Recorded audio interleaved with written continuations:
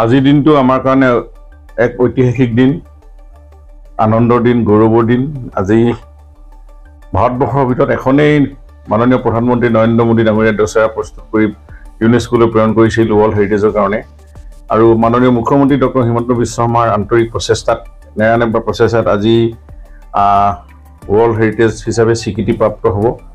আমি এতিয়া মৈদামথলীত গৈ আমি সকলোৱে তাৰ পৰা আমি দেশৰ প্ৰধানমন্ত্ৰী অসমৰ মাননীয় মুখ্যমন্ত্ৰীক আমি কৃতজ্ঞতা স্বীকাৰ কৰিম আৰু আনন্দৰ উল্লাসেৰে আমি অসমীয়াই বহুদিনৰ সমস্যা বা বহুদিন আমাৰ যে মৈদামসমূহ স্বীকৃতি দিলে, আজি ইউনেস্কোৱে আজি বিশ্ব দৰবাৰত প্ৰতিষ্ঠা কৰিলে।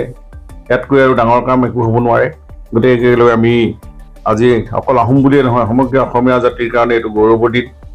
ইয়াত স্বৰ্গদেউ চাওলুং চুকাফাই যি আদৰ্শৰে অসমীয়া সমাজ গঢ়িছিল, সেই আদৰ্শ আমি প্ৰতিষ্ঠা কৰাত আজি স্বীকৃতি দিছে।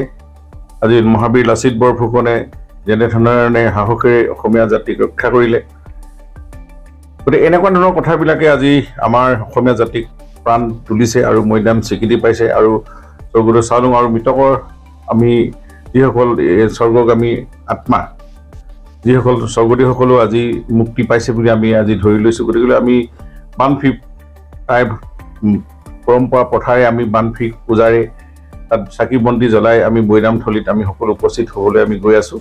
গতিকে এই দিনটোৱে আমাক স্মৰণ কৰি তুলিব আৰু আমাৰ অসমৰ বাবে এইটো এটা অতি আজি গুৰুত্বপূৰ্ণ দিন আৰু আমি সকলোৱে এই দিনটোত উলহ মালহেৰে ইয়াক গ্ৰহণ কৰাটো উচিত। ইয়াতে এটা প্ৰশ্ন আৰু আছে, আমাৰ যিটো ঢিঙত যিটো স্প্ৰে আতংক হৈ আছে, এই সন্দৰ্ভত কি ক'ব?